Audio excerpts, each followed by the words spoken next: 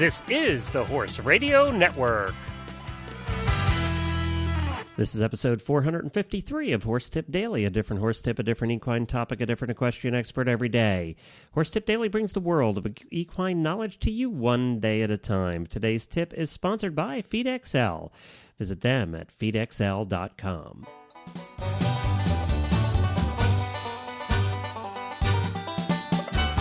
Howdy, everybody. Glenn the Geek back with you from Lexington, Kentucky, and you're listening to Horse Tip Daily. Well, today we have somebody new with us today. Her name is Randi Thompson. I've had her on a couple of the other shows and really liked what she had to say, so we're having her back here on Horse Tip Daily to provide some tips for us along the way, and I think you're going to like her.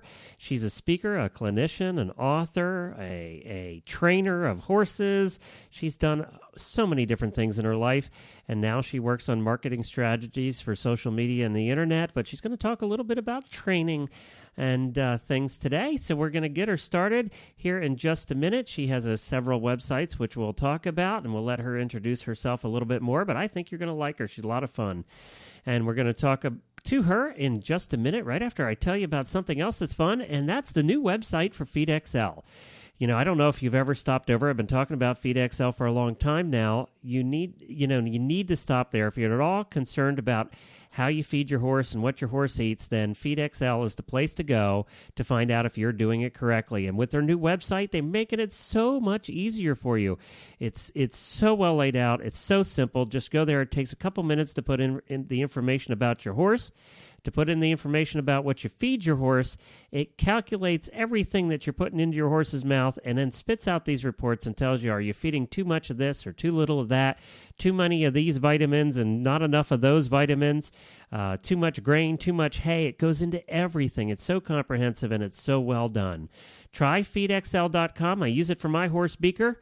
We use it, and he's a fatty fatso. So he wears a muzzle right now because of what FeedXL says and because his belly's so big. But we also feed him. We do feed him some certain types of grain and some vitamins to get him the vitamins that he needs. So FeedXL is the one that helped us balance that out. So go to feedxl.com and find out if you're doing right by your horse today. And now, Randi Thompson. Well, hi, Randi, and welcome to your first Horse Tip Daily show. Well, hello, Glenn. It's such a pleasure to be here, and thank you for inviting me. Well, you know, we've been going back and forth for a while now, trying to get this set up. Our schedules just have been so busy here lately, but I'm glad we did, and we're going to do a series of tips here. But before we get to your first tip, tell me a little bit about your background in horses and outside of horses. Well, I lived in a small town in Minnesota, so where I started my horse business... I couldn't tell by the accent. Oh, we had no trainers or anything there, so when I first started riding the first years, I was riding bareback through the hills of Minnesota. Well, that's a way to learn. You know what? You ride bareback through the hills of Minnesota, you're going to learn to ride just dodging the mosquitoes. That's right. That is the state bird up there, yes, too. Yes, it is. They have the biggest darn mosquitoes I've ever seen, Randi. Yeah, you're right about that. You are so right about that. So that's where my start was, and my first introduction to formal riding was our local saddle club, the Waska Riders. They had gaming shows with the barrel racing and stuff, and that's when I had to get my first saddle because I couldn't compete without one. So you won it? Well, I had a horse. He was a barrel racer. I didn't know it. In fact, the first time when we brought him home, we didn't have a saddle. My father threw me on this horse. His name was Sundance. Slapped him on the rump, and the horse took off running. And all I could hear was "Pull on the reins." I didn't even know what reins were at the time, but he was a barrel racer, and we never knew it. And so he really did run. It's funny you say that because we bought a horse once that we had no idea what the background was.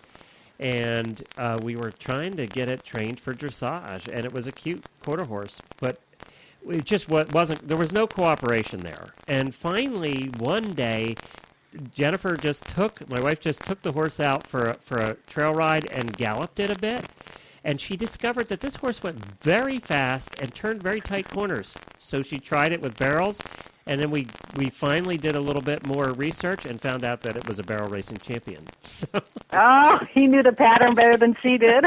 So we were trying to retrain a barrel racer to be a dressage horse. By the way, that doesn't work well all the time. No, it doesn't. Well, from there, our saddle club slowly brought in the pleasure classes, and they brought in first the Western pleasure class, and I was competing in that with my barrel racer. Didn't know what a lead was, and then they started bringing in those funny-looking saddles, those English saddles. Oh, yeah, those things that aren't barely big enough to sit in. That's right. So I was one of the first people in the area to have one, and my first English saddle was actually from India. I think it was orange. I had paid $50 for it. And that was the beginning of my career in the small place of Minnesota. From then I continued. I went up to the University of Minnesota where I studied light horse management and started taking lessons. And from there I did an apprenticeship in Rapid City. Okay, hold on a City. second. There's a term I've never heard before, light horse management. Yeah, that was the title of the course at that time. Wow. It just meant not draft horses? That's right. And it was basically they had the Western dressage and hunter programs. Huh. Never heard it. I never heard that term. Yeah. I don't know if it's still called that, but that's what it was called then. Did they have a heavy horse program too? Not at the time I was there. Okay. I figured if they had a light, they must have had a heavy. I can't even imagine where they got the name from. I don't know. Yeah. I don't either. From there, I did an apprenticeship. I went to Rapid City, South Dakota, where I managed a herd of Appaloosas and racehorses. And that was interesting because the woman who owned the place let me experiment with training techniques. And the only training techniques I really knew had come from the University of Minnesota and the Western Horseman magazine. Okay. That's how we trained horses back there. And Yeah, do you remember the Professor Barry series?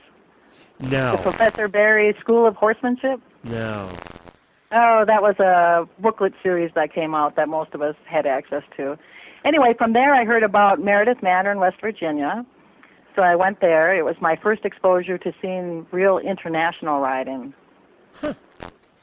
Yeah, it was a good experience for me because I had never had that background before. I had never had anybody show me how to wrap a horse's leg or to see any riding of that quality. Kay Meredith was there at the time, and the first time I saw her ride a musical cur, she came out on a horse called Domino, riding to the Eye of the Tiger song. Domino was very popular dressage. You remember him, don't you? Yeah.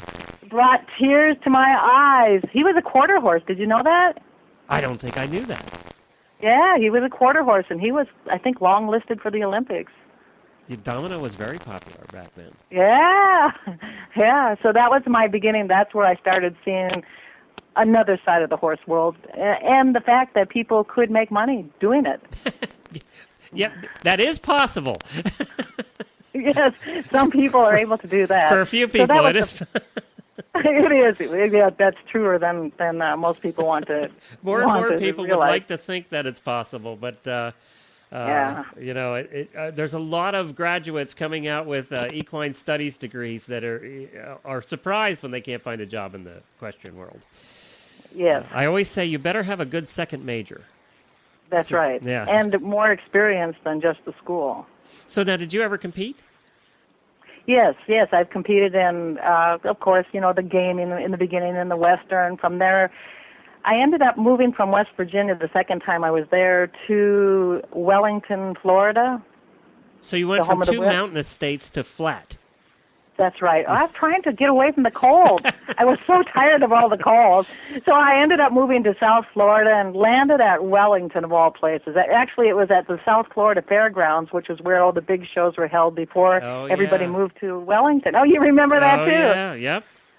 Yeah, so I was there when they made the transition over to Wellington, and then when the Evelhairs... Are we dating ourselves or what? I know. It was back when the Evelhairs were managing it. Oh, wow. And then from there... We're not going to say what year that was either. And White Fences was at the Feather Campers at the time instead of the Equestrian Center they've developed now for dressage. Well, let's say if you're under 40, you're not getting any of this. That's right. Or unless you live in that area, because right. they're proud of the history. I lived in that area for 16 years. Wow. So I've competed in and out, but after a while, I found that It was all right, but I like taking people and working them through the process more because most of the people who want to compete at that level have more money to buy better horses. Right. That's correct. Yeah, You know, and that's the because way it is. it's the land of the $500,000 horse, and I didn't have $500,000. Yeah. Well, tell us now what you're doing now, and what kind of tips are we going to be doing for everybody? Well, we've got tips that we're going to talk about that people can use to work with their riding. For example, we've got shifting saddles, because everybody's saddles always shift all over. How we can position the seat bones. I've got another one we're going to talk about what you can do when you take a new rider and put them on a horse. And then some marketing tips, because as you know, I've done really well with the Equestrian Social Media Awards with the marketing that I've been doing on Facebook and YouTube. So I'd like to share a little bit about that too.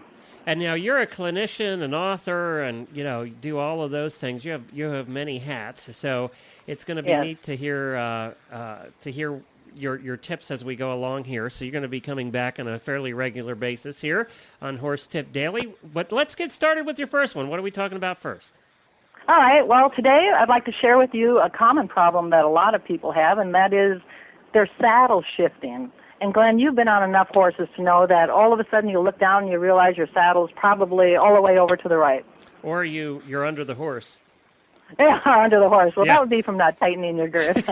And that would be the first thing you want to do if your that's saddle right, is shifting. That's right. I was just going to say, isn't that the first thing you check when your saddle's shifting? That's right.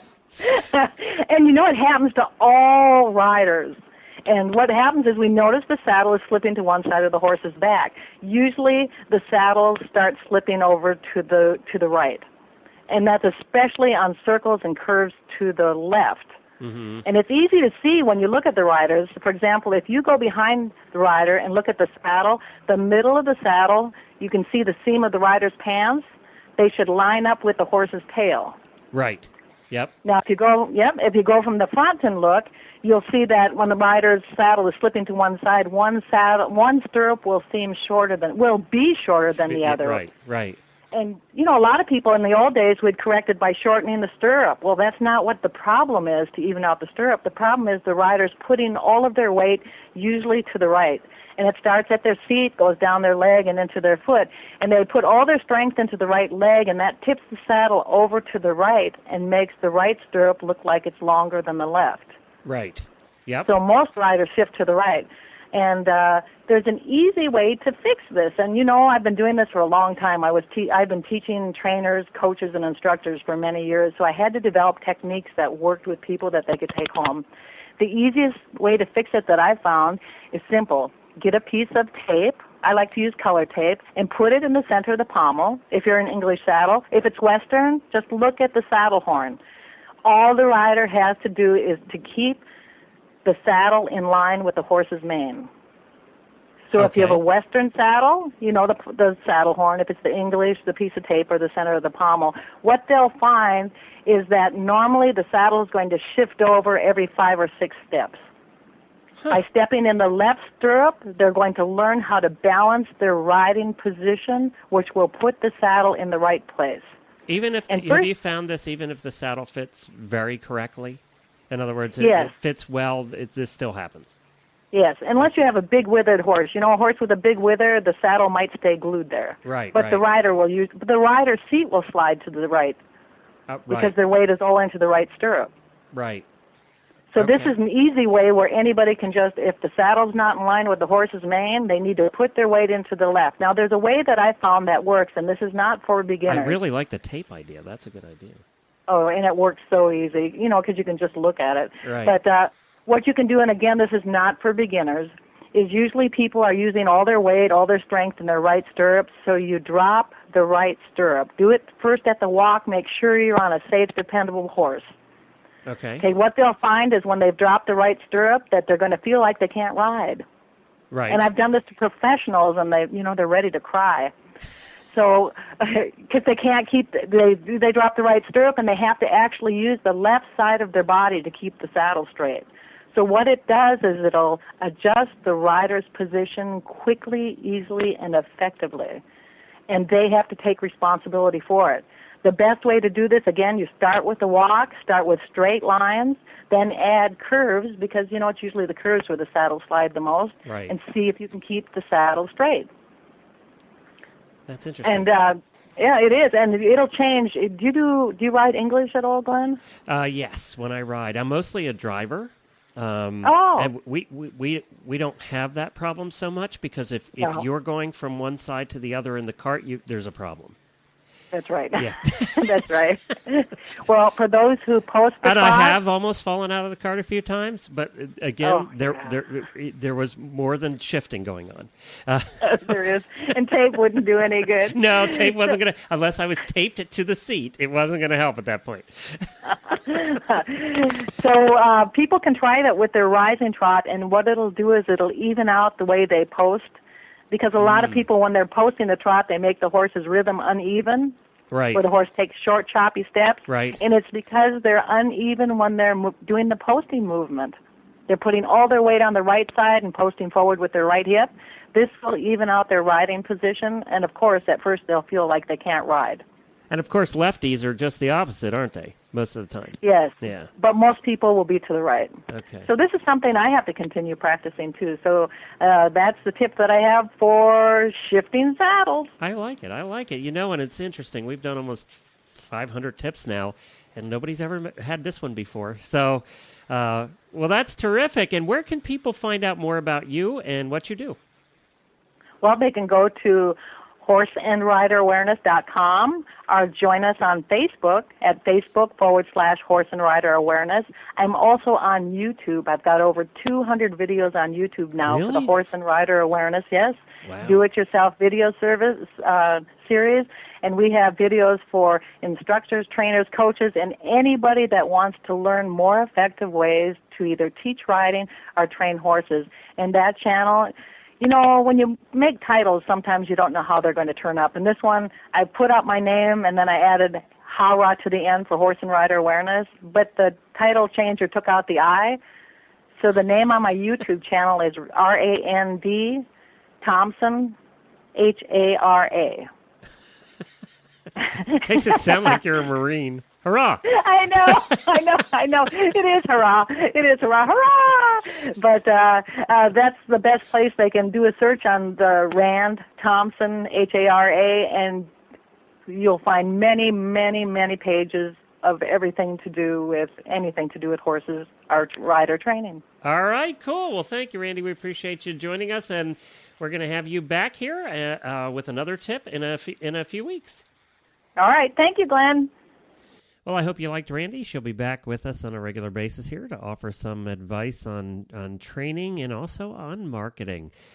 And I apologize for the sound problems at the beginning there. She was having terrible thunderstorms at the time we were recording this, and it was affecting our call there, so it did get better as the time went on.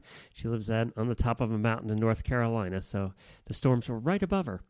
Well, thank you, everybody, for joining us again today. Well, don't forget to listen to Horses in the Morning, 9 a.m., Monday through Friday. We would love you to join us, and you can also listen to the recorded version of that at horsesinthemorning.com. And all the other shows can be found at horseradionetwork.com.